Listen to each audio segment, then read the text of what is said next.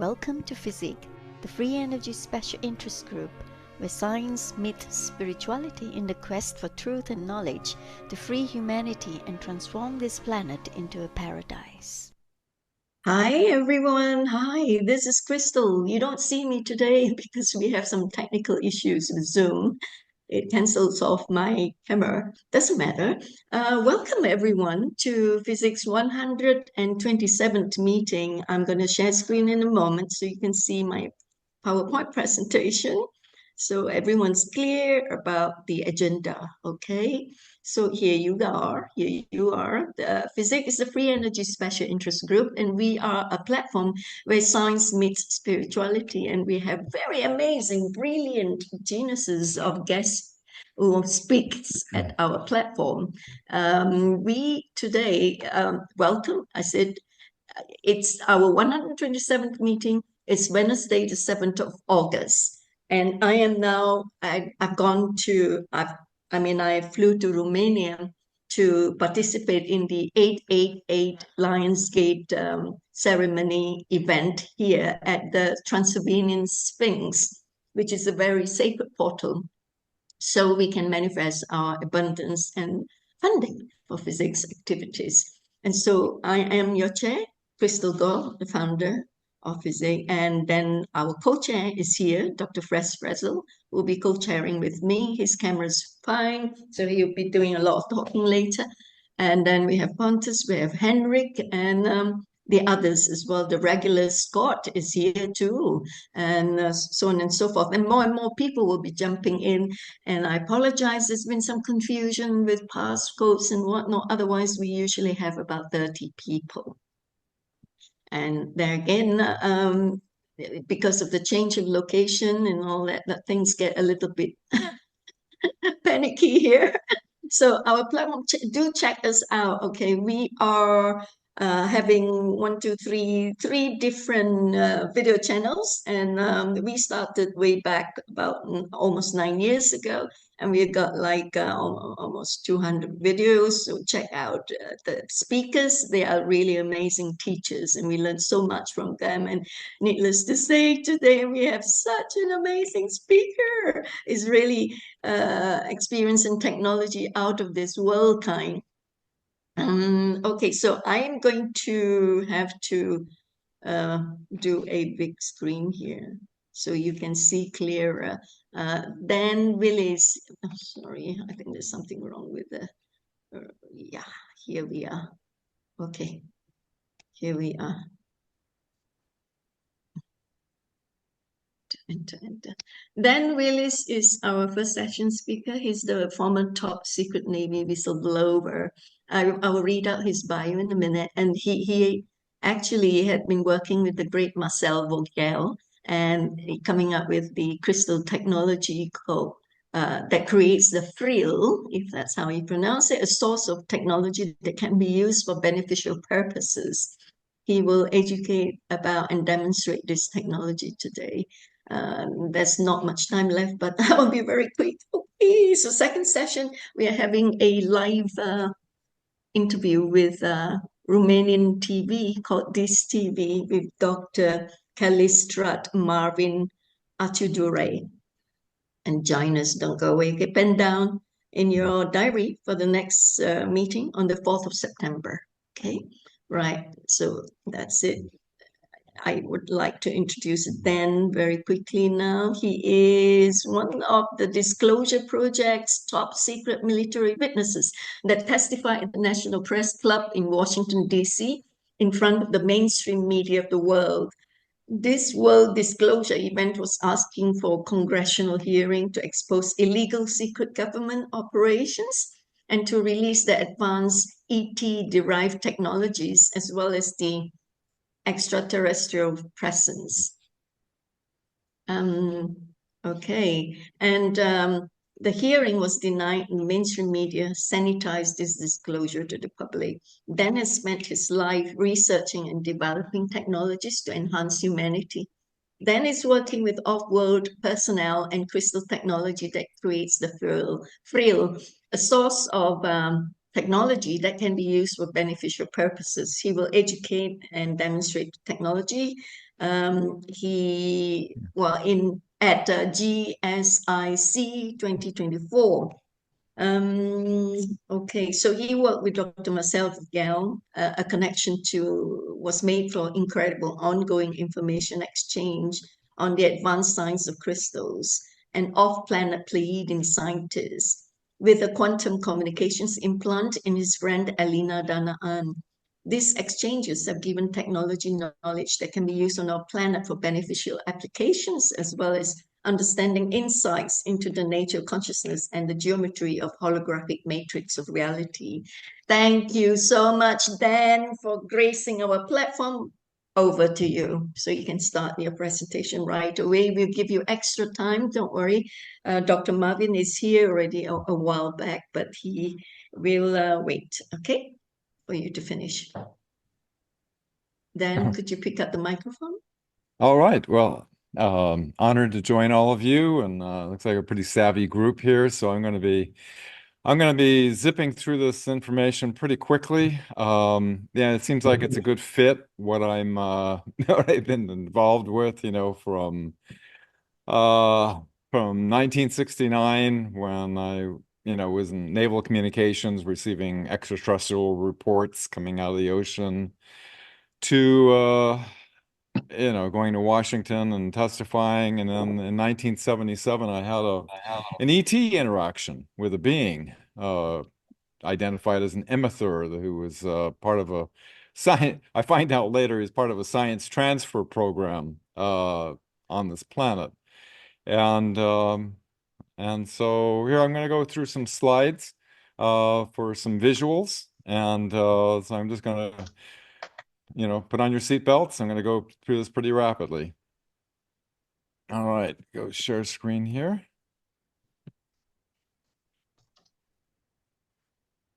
Okay, you can see that okay? Yep. Okay. Yes, absolutely. Yeah, I had a high-level top secret security clearance where Navy ships reporting extraterrestrial craft coming out of the oceans, coming off of Alaska, by the way. And this started me questioning, well, why hasn't the government released this to the public, and why aren't the extraterrestrials revealing themselves to our world? It goes back to a long history of the Nazis gaining an alliance, Eisenhower meeting with the Galactic Federation of Worlds, MJ-12 circumventing him, and signing a treaty with the gray extraterrestrials. Sound in the background going on? Oh, yeah. That's sure. Okay. 1955, basically, Eisenhower lost control to a Nazi Ciakahrr, the reptilian race, and the Nebu, the Greys. And from this point forward, from February 1955 forward, every president, CIA director, heads of intelligence have been denied access into these illegal secret operations. Eisenhower tried to warn us. You got CIA Director Woolsey denied access. Well, actually, in chronological, you got Eisenhower was denied access. Kennedy, how he was denied access. Carter, Clinton, everybody's been denied access since 1955. Dr. Stephen Greer brings a leaked NRO, that's National Reconnaissance Office, classified document to a Pentagon with a head of intelligence who tried to look into it, and he was threatened to drop it immediately or lose rank and face an early retirement. He told Dr. Greer, he's been collecting witnesses since 1993, since he met the CIA director, was denied access, and military advisors told him to start collecting witnesses. And so he collected 500 witnesses, and he told him, if you can get the people willing to talk on record, in other words, willing to testify under oath, you have permission to go to the media with this group, which is illegal. 2001, out of 521, I was one of the 21 witnesses. Each one of us stated we're willing to testify under oath before the National Press Club. Yeah, it goes into a whole long thing. We were basically disclosing zero-point energy. We had anti-gravity craft, the bases on the other side of the moon. That we had zero-point energy. That nukes are being shut down. It's all explosive information. But the media did a limited hangout, made it sound like we wanted to have a hearing, congressional hearing on simply the reality of UFOs.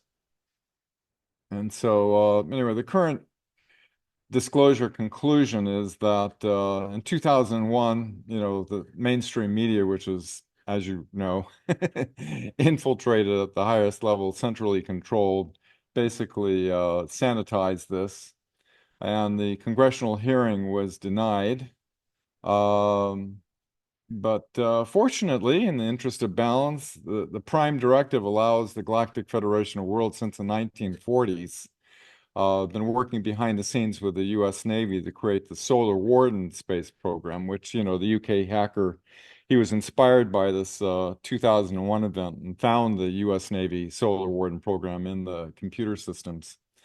Since 2021, the Galactic Federation of Worlds working together with the Earth Alliance. The Earth Alliance is basically our hidden advanced technology that the world hasn't seen, that has all this anti-gravity and advanced technology that's working alongside the Galactic Federation of Worlds. They have removed all the regressive elements, the Nazi, the Nachtwaffen are called, the Dark Fleet, the Ciakahrr, and the Nebu, which Eisenhower lost control to back in 1955. In 2023, last year, a disclosure plan was given from the Galactic Federation of Worlds, and it's currently activated to slowly acclimate after decades of deception and psychological warfare, the reality that's been hidden. Okay, now how all this connected in with the Pleiadian Science of Crystals. Oh, by the way, I want to jump forward and let you know that after we had the scientists that were willing to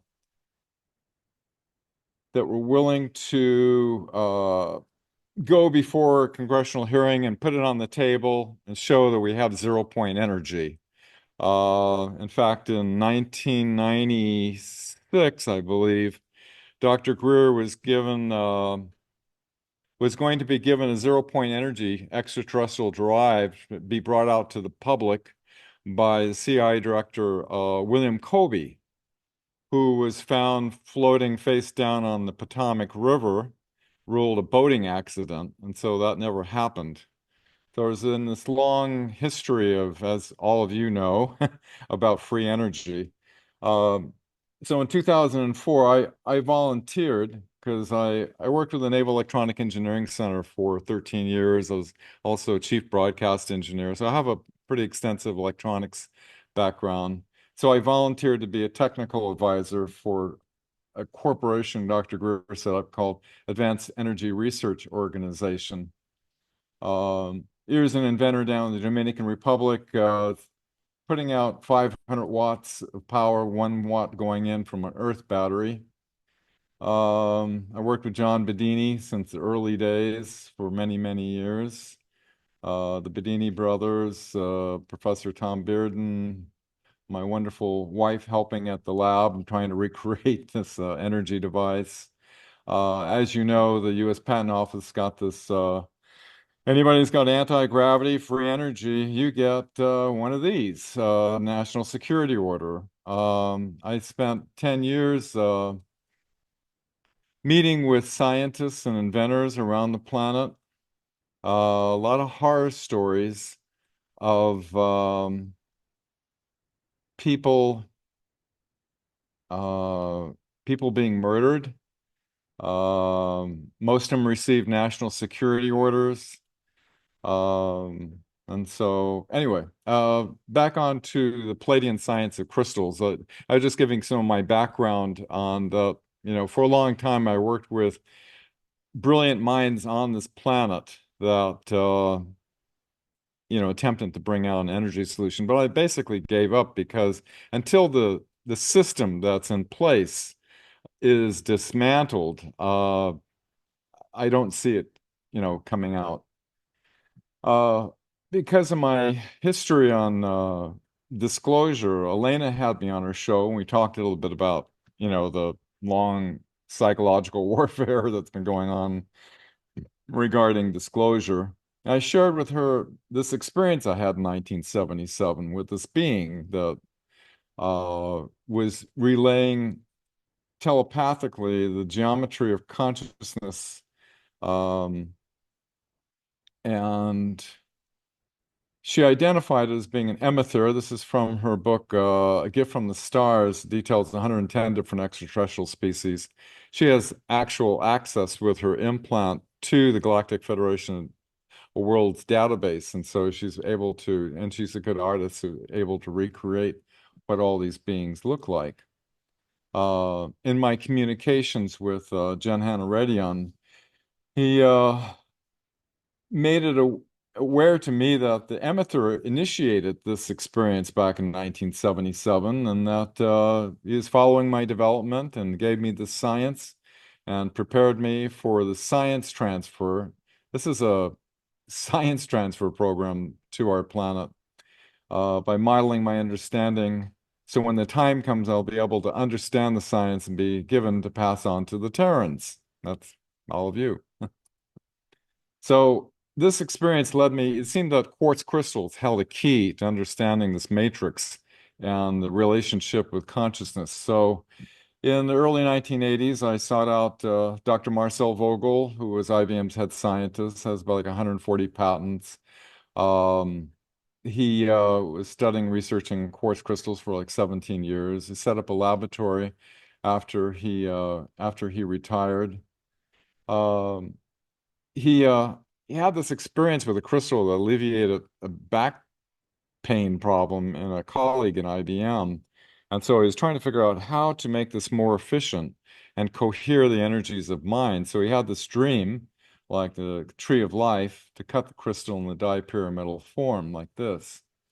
I traveled to the mines in Arkansas and delivered a huge batch of crystals, which he was cutting for 24 medical doctors in the San Francisco Bay Area. He's cutting these in his garage. He started with a 4-sided crystal and then went to 6, 8, 12, 16, like that, thinking that the more sides created a reflective spin and increased the spin vortex in the crystal.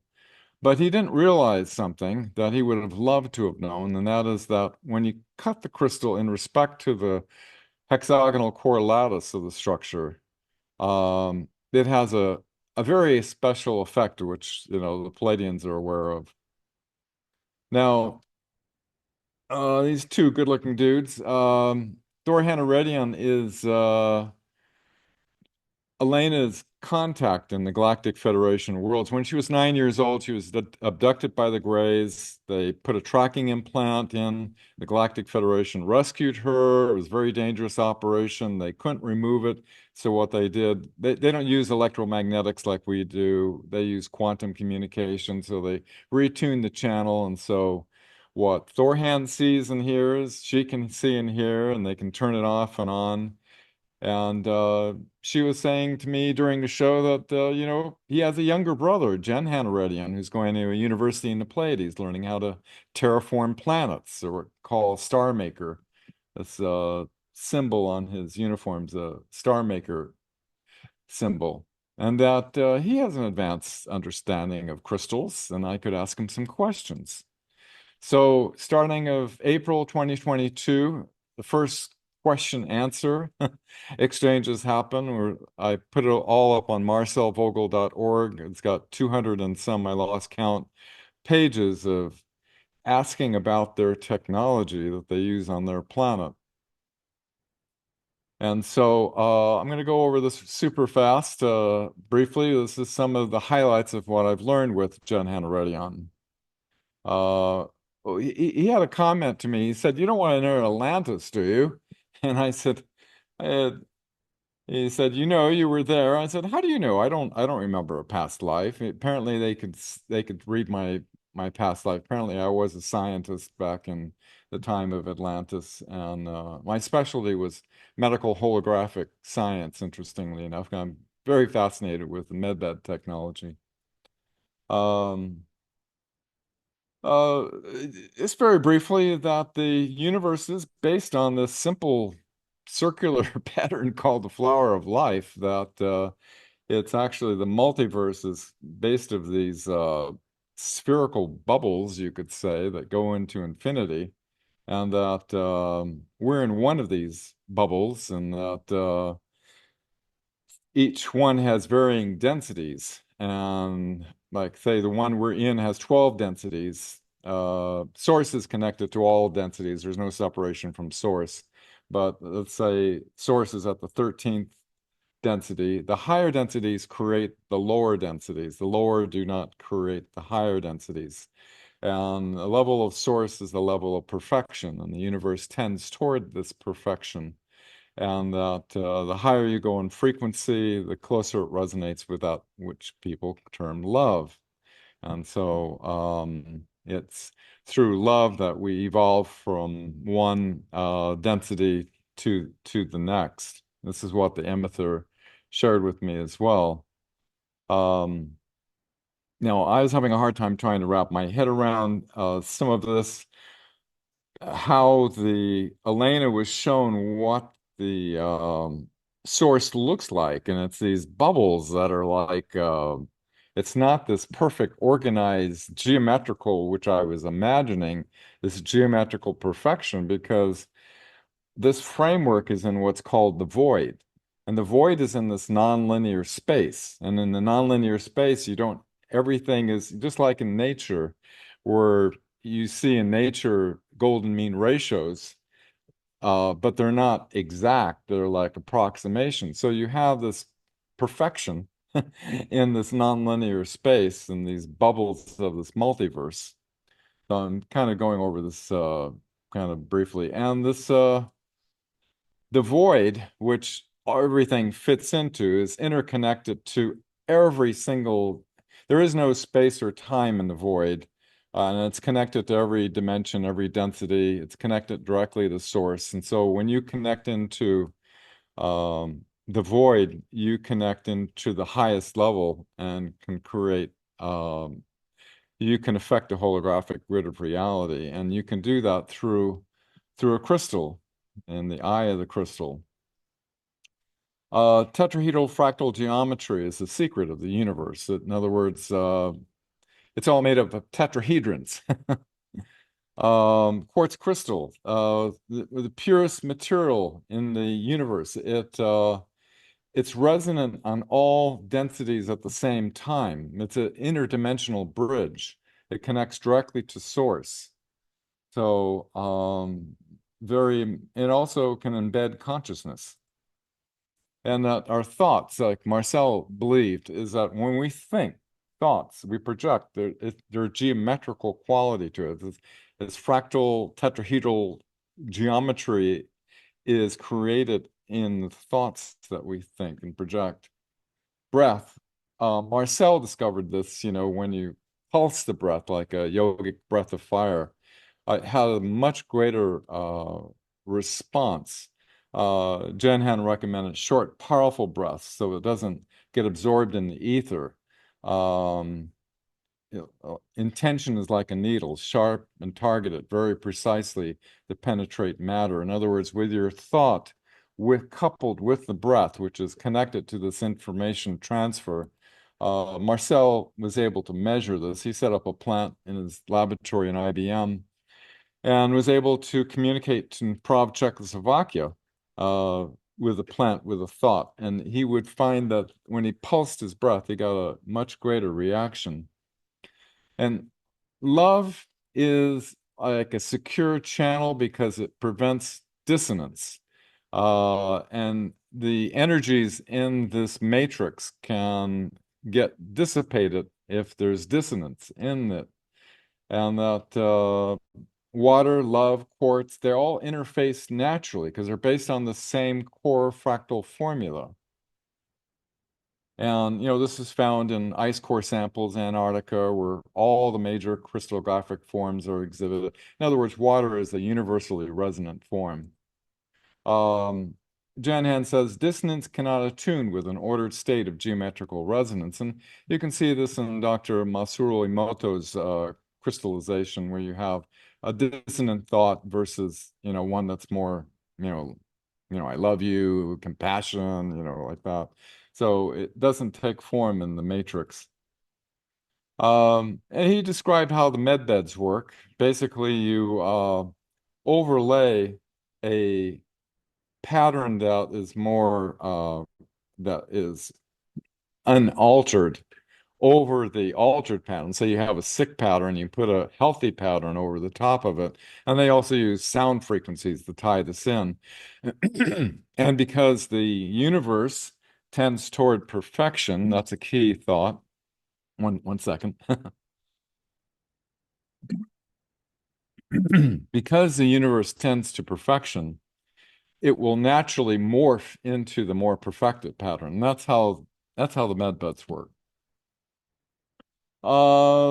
This is getting a bit more advanced. Now the Alteans, which Una is a part of, is like they're 20,000 years ahead of the Pleiadians in their understanding, highly advanced. And we just understood something that the quartz is a transponder by nature. It connects to points on the grid of space. It vibrates not only on the lattice of space, but also on the lattice of time. It's talking about how it can heal from an earlier point in time. It says it doesn't reorganize matter on a molecular level, but repairs it by transponding the organic tissues with a vibratory key of a previous state before the alteration was made. It reorganizes dissonance with a resonant template. In other words, within the crystal, not only is the lattice of space, but every aspect of you going back to your conception is recorded in that lattice of time. But that gets into a bit of a thing. Back in the 1950s, Marcel was able to import from England the Delaware camera. And this camera had the ability to tune backwards and forwards in the time, as Andromeda contactee Alex Collier mentioned how the medbeds were able to take a holographic photo of you, and then they pull out slides of time when your body was optimal, and then they overlay that, and the body morphs into that. Now, this was primitive technology compared to the extraterrestrial technology, but it substantiated the principles. This patent, European Patent Office in 1955 in France. My job was to, it had sound oscillators and 3 different axes and light reflectors, polarizers, and the holographic projection would project up here. The silver emulsion on the photographic plate was sensitive, and it would capture a slice of this 3D projection. Thousands of photos were made with this device, and it had a time spiral that can move forwards and backwards in the time. My job was to create a real-time display rather than going through the laborious, development process of a photographic plate. That was back in 1980s. Here you can see the camera tuning back from a pregnancy of a woman's 50 miles away with a drop of blood, because within the blood or fingernail clippings or whatever is a holographic whole of the entire person, right? And so you have 1 month, 2 months, 3 months, and then 6 months pregnancy moving through the time spiral in time. And even in a seed, you could see the different cycles of a bud cycle and the flowering cycle. Within a seed is contained this vector of time within the holographic field. He was just confirming Vogel cut crystals. If they're cut in perfect alignment with the lattice of the crystal, can be enhanced considerably. This is how they form their crystals on the Planet Erra. It has to be cut in alignment with the hexagonal core, and 51.843, same angle as the Great Pyramid, a 60-degree angle. This is basically simply how they do that. And I asked, well, why the 51.843? He says the ratio acts as a transponder, is dynamic geometry. Some shapes, just because of the proportion, naturally affect the holographic structure of the matrix. We use these specific pyramidal ratios to build our Phryll generators, because the geometry structure of the central crystal in a generator will interface with the pyramidal ratio of the building and the machine harvesting its energy. And I asked, well, why the 60-degree angle? And it says, it's because the sender angle must be in resonance with the geometry of the holographic matrix, that is the receiver. And if you look at the structure of the flower of life, it's basically made up of tetrahedrons. And as you know, every tetrahedron angle is 60 degrees. Interesting. So is Egyptian obelisk at the top. Jen Han said, the ratio of hexagonal, pentagonal, multi-layered blueprint applied to a living organism will produce cellular evolution. Humans, plants, stars, and so on. This ratio is the key to life and is also represented in the blueprint, as the flower of life. Those who understand the secret geometry of the flower of life can create universes and life forms and populate them. Now, I'm condensing 200 and some pages of information, giving you guys just a real turbo of information on here. And here you can see in the flower of life, not only the hexagonal, of course, and the pentagonal geometry, but also the 51.843-degree angle and the 60-degree angle, all within the simple framework of circles that is made up of what's called the flower of life. And we know our DNA is also made up of this hexagonal and pentagonal geometry. Now, what happens is this is like the receptive, and this is the active, this is the receiver, this is the sender. The pentagonal is, as you can see, based on golden mean ratios. As you know, every angle within every of a pentagon is related to the golden mean ratio. And this acts as a transponder and creates a double-coiled torsion field that's going in opposite directions to the other one that meet at what's called the vortex eye of the crystal. And the other end is the 60-degree angle, which, as in a hexagon, you have 60 degrees and square root of 3, and it's related to the tetrahedron. So you have these hexagonal and pentagonal interrelationship of these two geometries based on the angle of the terminations that are coming together. Now, this was forbidden knowledge that was not allowed to be shared with the people of our planet, but I happened to ask the right question. The way the prime directive works is that they just can't come out and just give me the whole thing, all the details and everything. I have to ask all these questions, and I'm fine with that because I can ask a lot of questions. So I happen to ask a question, maybe it's from a past life memory or something, having to do with the charge triads within the lattice structure, creating an interdimensional portal. And so this following information was forbidden by the prime directive. Thor Han Eredyon was able to get special authorization from the Galactic Federation of Worlds, and I was able to share this information. So this is the information. And this information is how they power their entire planet. And also, the starships. So it's very important information. Jen Han says, it works by finding the phase conjugation node inside the crystal by projecting inwards the geometrical shapes of the two opposite points. Like a mirror, there is a vortex singularity of the crystal. Focus your thought and energy just there, and you may project your consciousness to anywhere you wish in this universe and to other universes, other densities, other dimensions. Anything is accessible in space, dimension, and time. This is great power, Elena. Elena is relaying this to me. How it works is I'll write up the question. She can scan it with her eyes, share it with Jen Han. she writes out what the answers are and sends it back to me.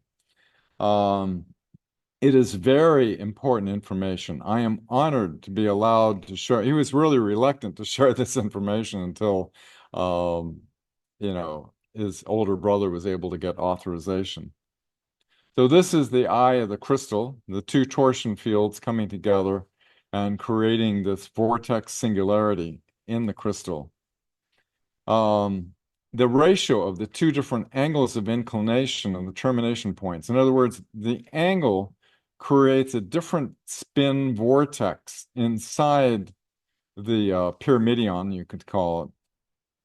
He says the two dynamics counter-rotate and meet at the vortex singularity. Because of this counter-rotating dynamics, the vortex is opened by phase conjugation of the two frequencies. In other words, there are two different frequencies that are coming together. At the same frequency rate, the dynamics cancel. In other words, you had 50, 52 or 60 on both ends, they would come together and completely neutralize and cancel out. You need a difference in speed rate to create a dynamic for the experience to tend toward perfection. And since nothing in the universe ever reaches the absolute point of perfection, the universe is alive through the dynamics of evolution. And this is how they create physical reality out of the ethers on their world. The 51.843 angle geometry transpons etheric energy, and the 60-degree angle imprints it into the holographic matrix of the universe. You know, it goes in this way, it's altered, and then imprints on this end. And this is how the liminal geometric point of transfluxation, that's this point right here, allows the intentions of consciousness to imprint a geometric thought pattern. I shared with him this old 1970s Kryllian photograph of a copper pyramid with a Tesla coil inside showing this double-coiled torsion field. And he said, quote, a pyramidion creates a vortex, a Phryll vortex rather. Phryll is the etheric energy. The vortex you depict in this visual is the etheric energy harvested by the pyramidion. The dynamic influx of this harvested energy, the mathematical ratio of the pyramidion, generates a double-coiled torsion field. And you can see the double coil here coming out.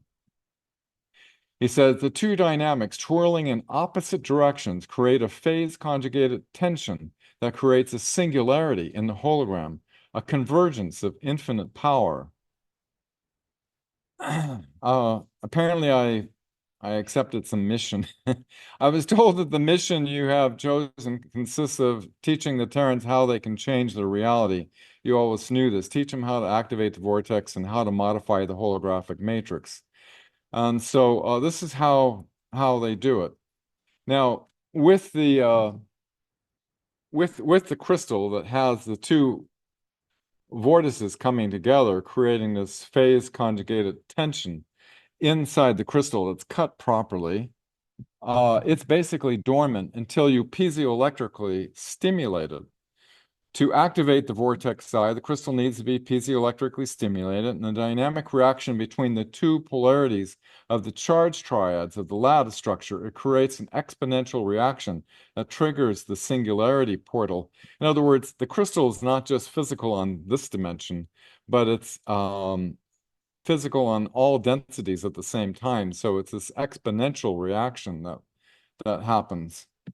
You can find out where this is by, if you draw lines where the termination angles, where they intersect is the area where the vortex eye is created.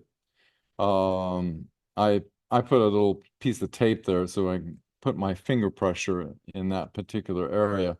And we'll open the vortex for just a moment when you pulse your breath with intention into it.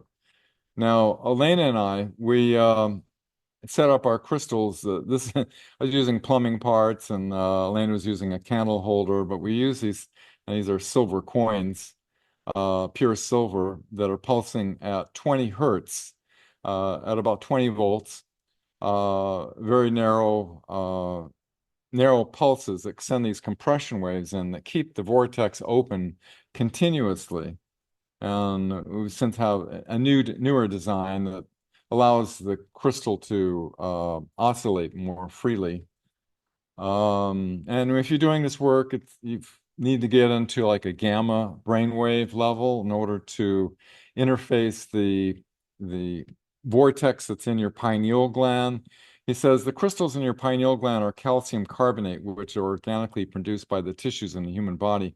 These microcrystals generate an electromagnetic field at the center of which is an interdimensional vortex for consciousness. It's also how your soul basically animates your avatar that you're in. And this vortex is what couples into the vortex eye of the crystal. I don't know if we have time to go into all this, but maybe I'll have to avoid the void.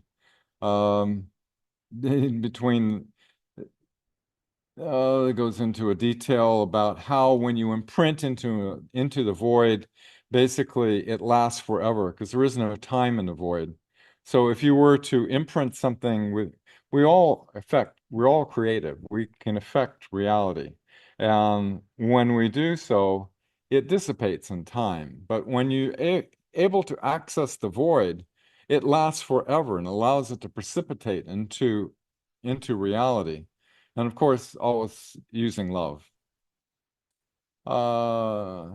Yeah.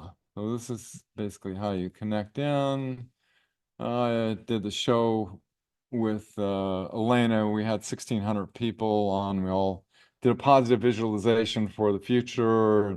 At that exact moment, we hit a Schumann spike, and Jen Han said, of course it had an effect. There's a ratio of the population that needs to be gathered to produce a visible disturbance.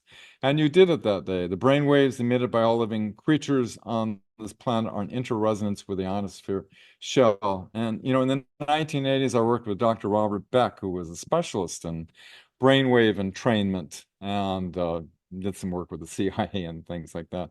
But he found that people, when they're in their working state of consciousness, they would link into the Schumann resonance and their left and right hemispheres would sync together. And very fascinating work.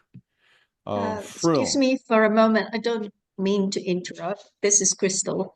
I'm afraid, Press, you need to take over the co-chairing because I have to jump on this TV right now, and I shall post as soon as I got the link. I will post the link here on the chat here so all of you can jump in. Meanwhile, then you continue with your wonderful presentation. We are learning so much from you, and finish when you can. Okay, I'm just about Yeah. ready to wrap up here, and then we can start some you. question and answers. you. This is about the frill, and basically I'm going to wrap this up. This is how they power their planets. It's transponded the energy within the pyramids. They have the large pyramids in the big cities, smaller pyramids in the countryside. And if you're way out in the boonies like I am, living off grid in the mountains, you can have a little tiny unit and it will power your whole house and also gives you the beneficial energy. This is their older sister. She doesn't look too bad for 160. They live quite a bit longer than we do. She's an attendant to one of the temple generators that they have. And of course, this is how they power their spacecraft. The frill comes in to the crystals, charge the red ionized mercury and perpendicular toroid corals that create the anti-gravity system for their craft. This is what Elena saw in one of the temples. So he gave me the instructions on how to recreate. So we created one of these. The coils have to be perpendicular to each other. The copper is wound clockwise for the electromagnetic, the silver wound counterclockwise for the etheric. The two coils are at 90 degrees to each other. And then we pulse it at 4096 hertz, alternatingly between the two coils.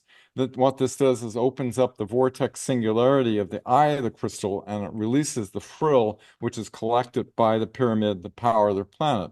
We're not allowed yet to use it for power until the deep state is taken down, but it does have beneficial applications, the frill. Last year, I presented the first conference I ever did. I presented this technology along with my science team, first Phryll generator crystal on our planet. And some of the applications of this technology, I've just go through really rapidly. It's a Phryll generator, which it's healing the Phryll. It goes into your body where it repairs disharmonics. It extends youth. If there's a wound or a disease, the Phryll level is weak. So this is very healing for people. It could be used for agriculture, for health. The reality modulator is what I call it. I've got one here you can see. It can alter reality. And then crystal healing work, we're getting techniques on how to, expanding upon what Dr. Marcel started, but now we're able to actually alter the holographic matrix using the eye of the crystal. One of our engineers developed it has to be exact, the 4096 frequency in order to clear the lattice structure of all the imprints of the crystal. We found that it can also work with water. He said, remember, quartz, light, love, water have the same frequency. So this 4096 hertz frequency is somewhat fundamental. And this is pretty wild. You increase the frequencies according to the vortex horizon curve, going from 10 all the way up to 550 hertz, you pulsing it. And at what point it reaches saturation, which you immediately disconnect, and you can take this energy into your body. But he says, warning, there's a time-mass ratio that corresponds to the saturation point, because there is a saturation point. After this point is passed, the crystal implodes. It becomes light and transcends matter and density. So you don't want to go beyond this point, but it will charge the crystal. And he has also given an exercise, which I hounded him for months, on how to repair our DNA and connect it to the morphogenic field of the universe. And it's an exercise. This is on marcelvogel.org. You can go there. Basically, bring Phryll into your heart vortex that feeds the upward toroidal flow through your body. Everything is on this site. My tribute to my friend who I worked with. And it's another shot of Jen Han. Some key thoughts, relativity.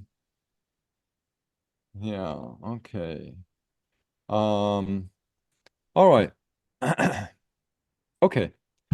Now, I guess I could take some questions. Well, thank you, Bill. We've got a few conversations going on in chat. Maria, you've had some interesting points. Would you like to unmute yourself? Fraz. And yes. My wonderful good co-chair. Yes. Just allow me to interrupt for a moment here before Maria starts with a question for Dan. I just wanted to say that we finally succeeded in opening up the Zoom room. So I'm just about to give you the Zoom link for those of you who are interested in the Romanian TV interview. You can jump in with the Zoom link, which I will paste on chat in a moment. Meanwhile, you can continue then with Fraz for as long as you need to. Then after this, we can wrap it up by inviting everyone to join the FESIG 128th meeting on the 4th of September. The first Wednesday of the month, okay? And please do excuse me, folks. Thank you so much for choosing to attend our 127th FESIG meeting first session. Truly appreciate you. Bye for now. See you. Thank you. Thank you. Carry on, Fraz. No, it's an honor to be able to share this information with everybody. This is a civilization that's thousands of years ahead of us, and he's able to answer these questions. And wow, it's like what I want to see, I want to bring usable technologies and applications on our planet that can benefit, and of course it'll be open source and free for everyone. I have no financial interest. Sorry, Dan, I just want to thank you before I go off to the DIS TV. Okay, thank you. We are already about 7 minutes late there. Thank you so much for everything that you do here, Dan, for humanity, Okay. and for us here at Okay. FESIG for embracing our platform. We will have you back again, okay, in our Oh, we're future not going to have meetings. a question and answer session? Yes, we are. So, Fraz, my co-chair, will continue with you, okay, with the Q&A. Thank you so much indeed, Dan. Bye. Okay. Sorry about the interruptions. We've got several things going on at once here in FESIG, as you can see. Anyway, Dan, we had some interesting comments by Maria in chat, and I was wondering if she wanted to come in and be the first person to ask you a question. Go ahead and unmute yourself, Maria. Should I open up the chat screen here? Oh, okay. Sometimes it helps. Yeah, sometimes it helps. Okay. Okay. We haven't gotten questions. Maria speaks only German. So Oh, okay. I think All right. Yes. Alrighty, then I'll just basically it says good morning. Sorry to be in late. Proven the higher development of 3D flower, XY, and 5D crystallization is already taking place. I can look up this information, and it will take a few days. He also speaks English. One of the things that she was commenting on was that when I place a rock crystal pyramid on my crown chakra, I saw light right under my earlobes, and I heard a frequency tone. Dan, do you run into similar things when you're working with the crystals? Yeah, it's interesting. We have these little sound devices that you can do the same with your cell phone and turn off all the radiation. It generates a 4096 hertz, and if you put it on your forehead, it will actually clear your pineal gland and have a very interesting effect. Yeah, people, crystals, they resonate with us. So yeah, a lot of different approaches with it. You showed a image of a person sitting inside a toroidal vortex, and some of the work that we've seen with throughout the years is the correlation of chakras, which is color coordination, to different places in the body, starting at the lobe, which is down where you sit, up to your crown chakra. The information on that one is it is a light as a color in the color bands, but you also mentioned sound. I was wondering if you wanted to go a little bit further on that type of an idea.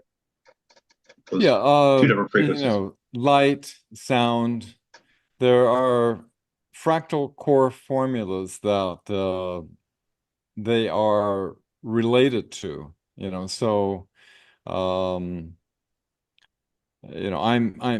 actually have a series of questions I'm just sent him regarding I was asking about the 4096 hertz frequency. That I noticed that the square root of 4096 is 64, and I was just wondering if it's related with the 64 tetrahedron grid, and he said, yes, it is. And I'm trying to get some clarity on that. And also we're talking about the frequency of water, which he's interestingly says 2.45 gigahertz, which, as we all know, it's right smack in the middle of the Wi-Fi band.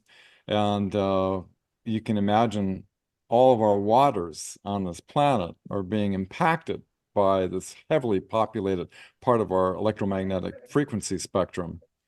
And he said that, the 4096 frequency can also clear water and make it beneficial. So, this is areas that are,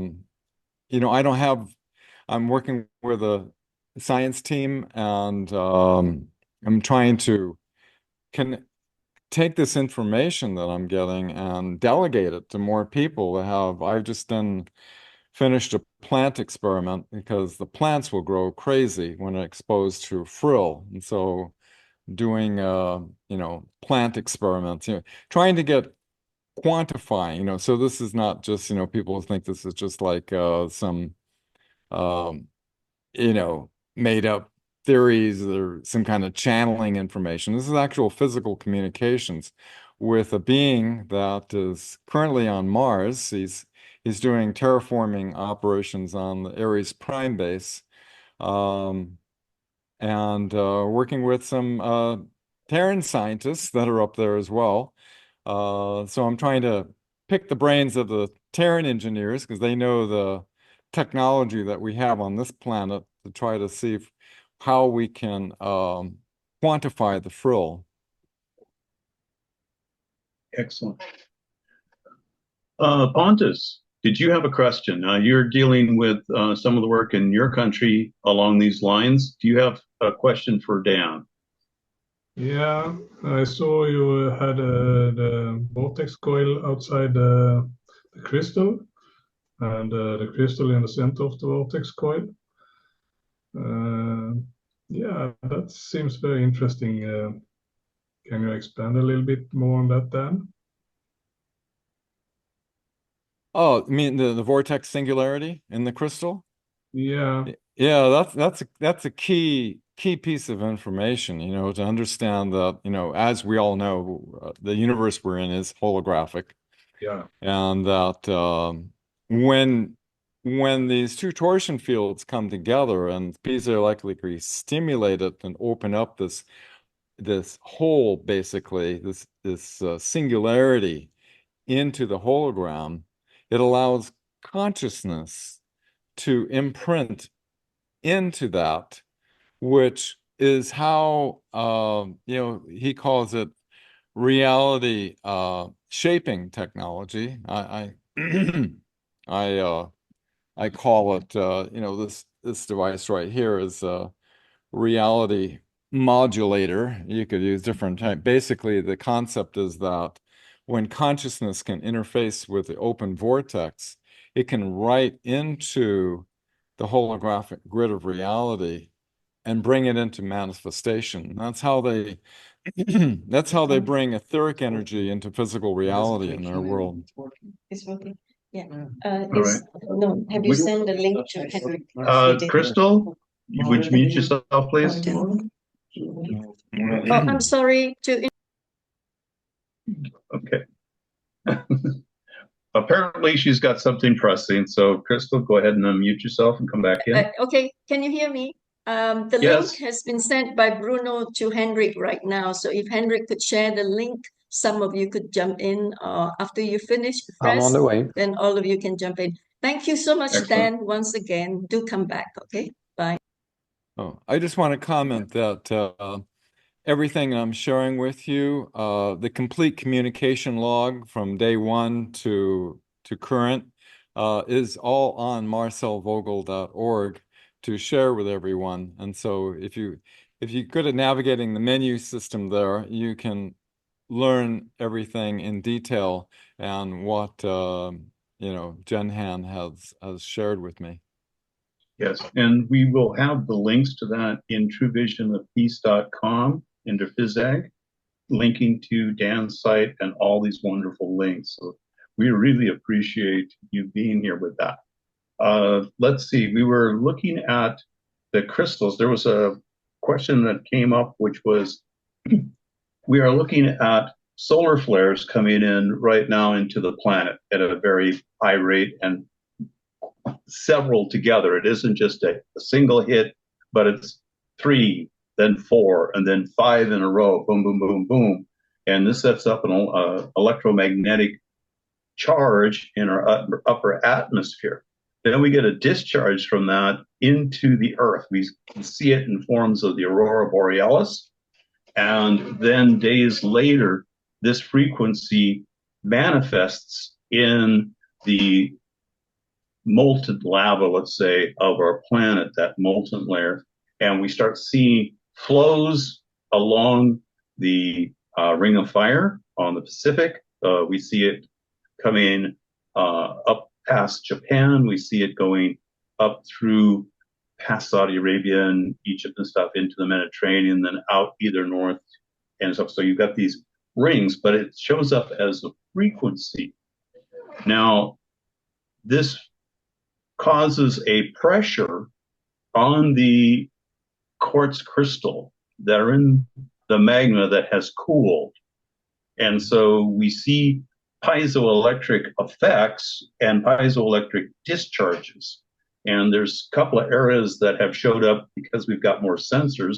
The west coast of the United States, running from central Washington down through central Oregon into California and San Andreas, and a whole series of fires starting. Part of it was said to be man-made, but we're seeing more piezoelectric. What happens? I'm in Oregon. We just had a 5.7 earthquake down in California. So yes.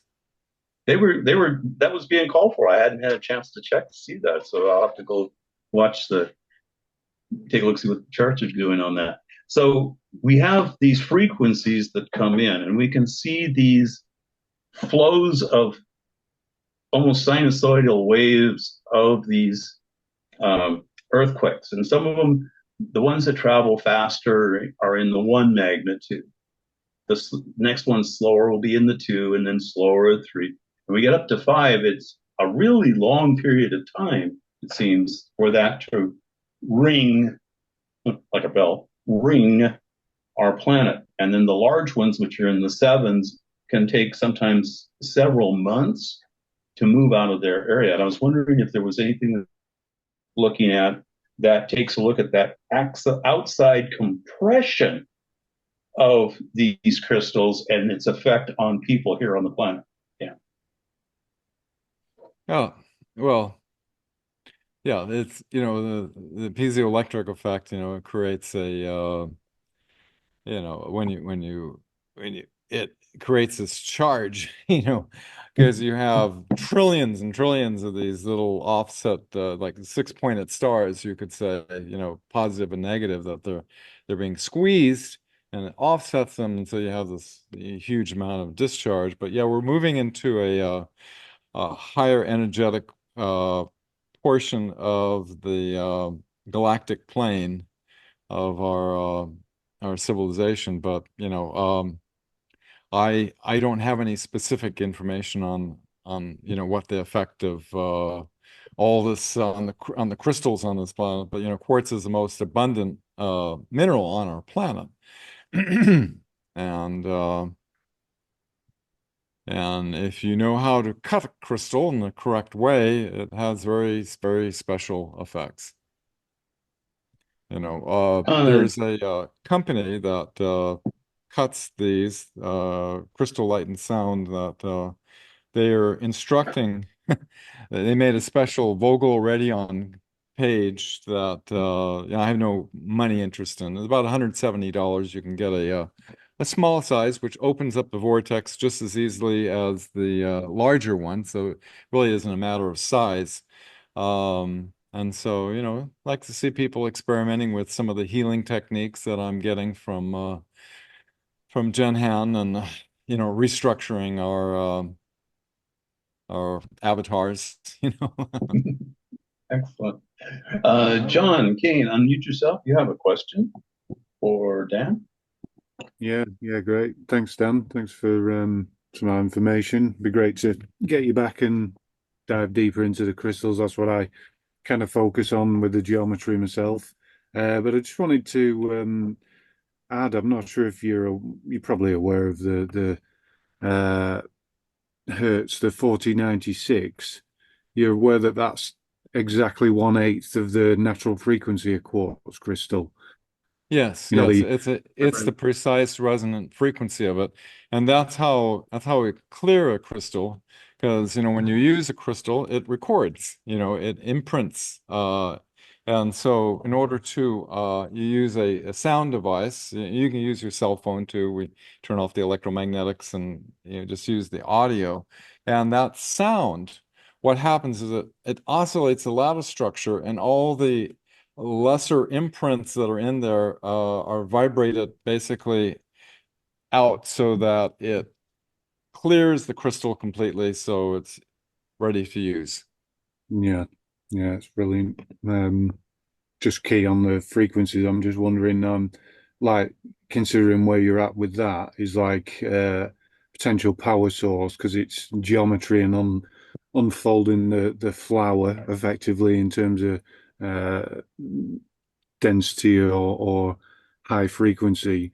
But I was just considering it just struck me, it just came to me thinking, could you put like 8 sources of that energy into the crystal and you basically hit the natural frequency of the quartz, which will activate the extreme energy within it. Do you know what I mean?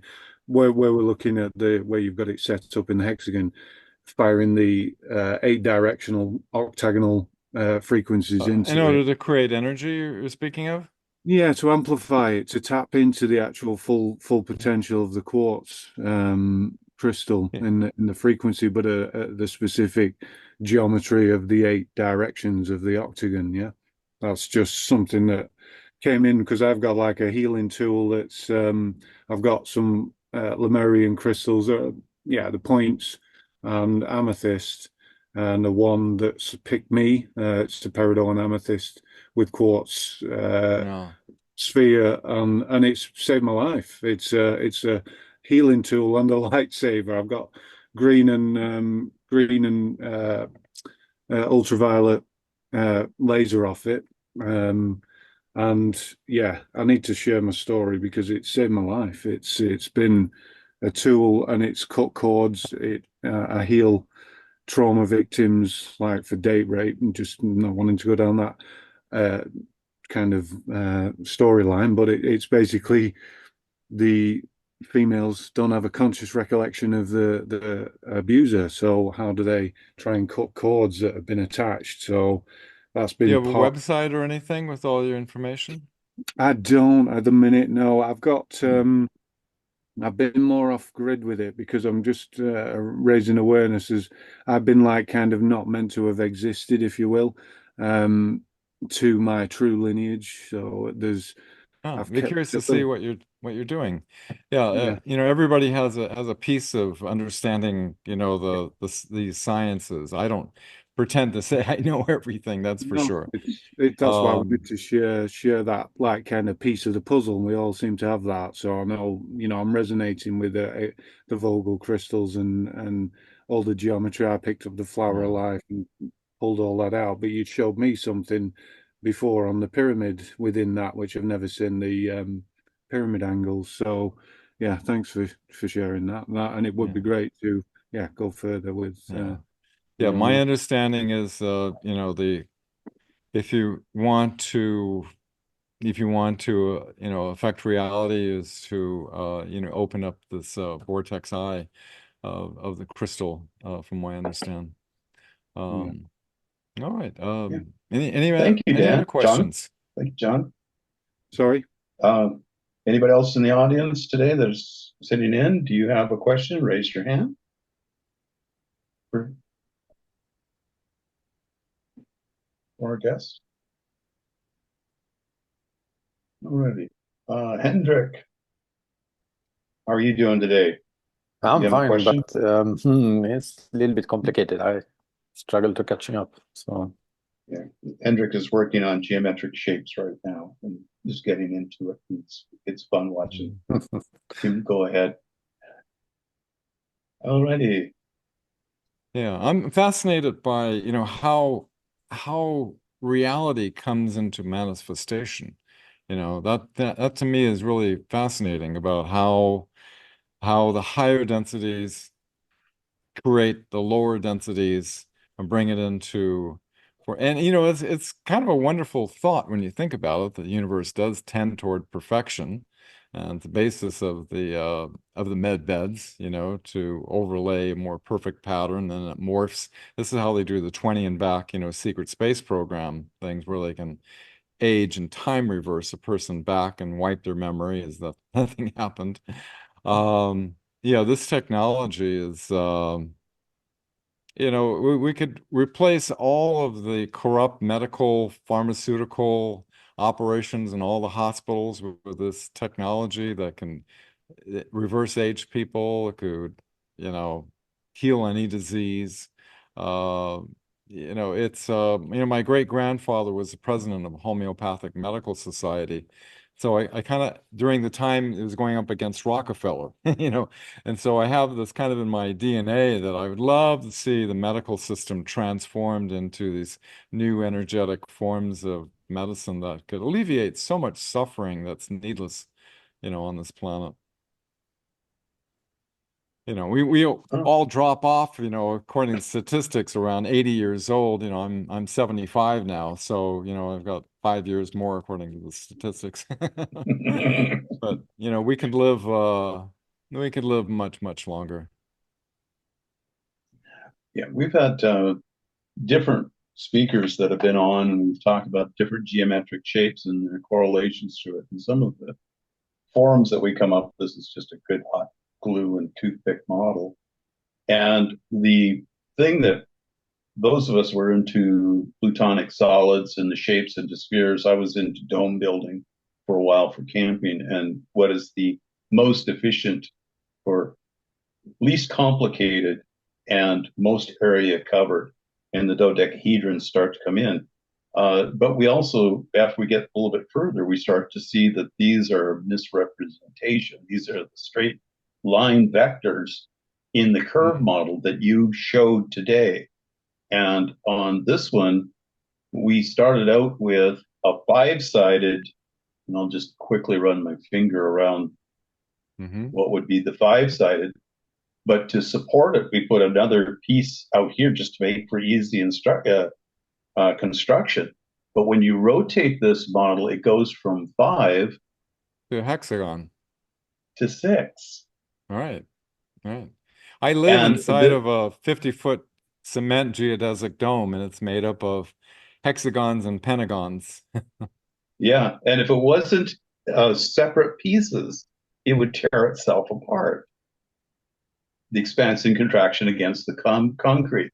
But because of the shape of each of the individual locks, it breathes, it expands, it moves, and it gets more solid, more secure. It's almost crystalline in itself in alignment, but it's that. So anyways, what was interesting is where we see the 6 on this is actually one of the higher points, because that's one of the glue spots that holds the others in place. And these are just made out of triangles. And the 5 sides gives us the first spherical shape. Before that is 4, which is more cubic, but it's either a dipole, like you showed on your quartz crystals. It's got 2 terminuses on it. Well, that geometric progression goes from line, which is from point to 2 points, which is line, to 3, which is your triangle, which is your first shape that shows up here. Then your 4th point is the dual terminus, which is similar to your quartz crystal that you're using. Okay. And then we go to 5, and we can either continue on in that progression that's there, or going into the flat plane of 5, if you're going from 4, which was 4, go to 5, and then we get our first spherical shape. And then the octaves above just make it more perfect spherical shapes in the model. That's what the Emissar shared with me. You know, it's like when I didn't, you know, when I had the experience in 1977, you know, it seems like I had to bring my energy level up. I had millions of volts going through my hands and my feet in order to interact with this being. And I didn't even know what platonic solids were, you know, in 1977. I had no idea about this stuff. And the animation I tried to do was kind of a lame attempt to try to recreate but I remember that the first was like a 6-pointed, you know, star tetrahedron kind of arrangement, another one into that one, and then it went into infinity, all these nodal points connecting into another. And that this is what was interesting. I met with a bunch of scientists in San Francisco with Dr. Greer, that all these people had horror stories about, you know, SWAT teams coming in with night vision goggles and clearing out their laboratories. And one fellow had a crystal, Mark Cummings, that he was able to get power coming out of it. and a SWAT team came in and cleaned out his laboratory. One of the scientists there was Nassim Harimin, and he was showing me on his laptop an energy device using geometry, powering a light bulb, and it compelled me to share my ET interaction experience with him, and he said, "Yes, that's it. That's the structure of the matrix." So it was like one of those. It just left a burning passion in me because there was like, as I tried to grab every book I could to try to understand what this experience was about, and then I started to see the platonic solids and they fit in with anything. So, oh my God, this is it. But I just had a surface knowledge of this, and over the decades, I start to find, so much scientific validation. You bet. And we take a look at the curved version of this vector version, and it's actually one inside the other. And the folks that I talk with and mentoring and stuff, I ask them how many vectors, straight line vectors, can go through a point. Point has no length, no width, no depth, no mass. It's infinite. Well, so that's really quite interesting, isn't it? That you can have an infinite number of vectors going through it, So that makes this model pretty cool. I says, now how many curved vectors, which are not straight vectors, can go through that same point? Infinite. Makes So sense. how can you have two infinites and together?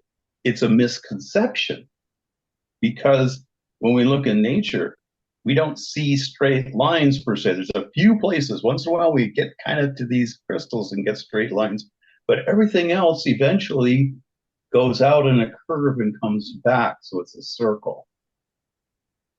And as we progress in our understanding of these shapes, we start to see these bubbles. We start to see these clusters of bubbles. We see the levels of it, rather than where's my square?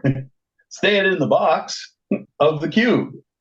And when we look at the cube model, to get it to have all equal sides in every direction and every vector, we get this odd looking space in the middle of it, and almost gets into hypercube. Our education system is set up on the cube, which is just a modified two-dimensional plane. And what I like to do, and I'm sitting here and seeing what you're doing, is we're expanding that into these curves and more inclusive understanding of the world. It isn't so cut and dry and two-dimensional. It's actually more than 3 dimensions in this fractal that we live in. Apparently. Alrighty. How you doing, Dan? Do you have anything else you'd like to share with folks today? Well, let's see. I gave you guys a pretty good, super fast rundown. And some of the key points about the structure of the reality that we're in, which I went over really rapidly, and how we can alter the holographic grid of reality with a specially cut crystal that allows the singularity to open. I wish they weren't so expensive and everybody, the crystals, but, Vogel cut crystals are expensive. They can go up to hundreds of dollars and even thousands, and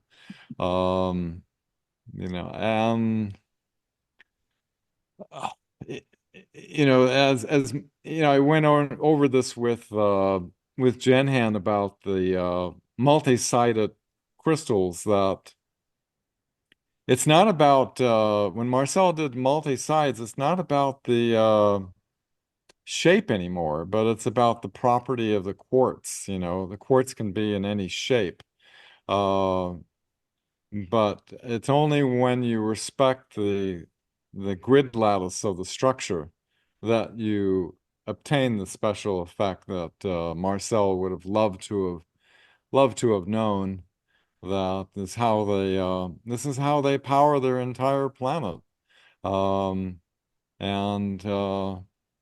you know, wish we could get into energy generation, but you know, as we know, it's too dangerous to try to go into that area. And I can tell you so many horror stories. Yeah, we heard. Our teams are familiar with them, a lot of them, unfortunately, and have been too close to the fire. Anyways, this is a wonderful place to quit, and I really appreciate you being here today, Dan, and your words. And I'm basically we'll end the meeting here. And folks, would you turn into the 128th meeting, which is coming up? And you can get all the information about Dan and stuff at truevisionofpeace.com.physeg or /physeg. There's links to our site, and it's a treasure trove of information that Dan has basically given to the planet through his site. So thank you very much, Dan. And having no other point of this for this meeting, we will adjourn to our 128th meeting. Thank you again. Honored to join you, gentlemen and ladies, if they're out there too. We'll maybe pick this up again, and I'll have new information continually. It's ongoing, these communications. So if we can do something beneficial for our planet here. Thank you so very much. I mean, maybe. Thank you. What Dan. about all that stuff you fast forwarded through? You didn't go into that. I really wanted to ask a question. Sure, please. Quick. You're tied to the Prife frequency Terra wand. I had heard from someone, Sabrina Wallace and Dawn, I forget her name, that's actually not good. It's tying you into the digital bioconvergence. If you could just put a little bit of information on that, because you really brought some high-level info. I appreciate it. Thanks. And Dan Winter should have been here to ask questions. Boy, you speak just like him. Are you aware of that? I'm not sure I understand your question. One more time on that, Is the Terra high frequency wand, the terahertz wand, bad or is it good? I'm not familiar with that. The Terra. Terra, it's Prife International. It's sort of like a hairdryer, blows hot air, but it blows the terahertz frequency through a crystal. And if you don't know about it, that's okay. I'm not familiar. I mean, there's so much I don't know. You know, it's like I'm kind of narrowing it down with this Pleiadian Scientist and showing what I know. And you know, it's great if it matches what other people are doing too. But I'm just trying to learn as much as I can from this other culture. Sorry, I don't know, Scott. Don't be sorry. Nope, you brought great information. Thank you so much. All right. Thank you so much. And you can stop the recording now.